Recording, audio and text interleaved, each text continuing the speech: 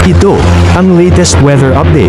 Alamin ang pinakasariwang ulat panahon ngayon dito sa Information TV Educational Channel. Makikita natin ang patuloy na pag-iral ng ITCZ or Intertropical Convergence Zone, partikular na sa may bahagi ng Mindanao, at ito ang magdadala ng mas malaking tsansa ng pangapag-ulan at maulap na kalangitan sa bahagi ng Palawan, Mindanao at Eastern Visayas. At kadalasan nga dito sa ITCZ kung saan nagsasalubong yung hangin mula sa magkaibang hating globo, magkaibang hemispheres, ay posible din na mabuo yung mga low pressure area. So kapag po may ITCZ, posible magkaroon ng mga kaulapan at kung saan pwede nga magkaroon ng mga LPA o low pressure area. Samantala naman easterlies pa rin o yung hangin nagmumula sa karagatang Pasipiko ang siya nakakaapekto sa nalalabing bahagi ng ating bansa, yung nalalabing bahagi ng Visayas at malaking bahagi ng Luzon.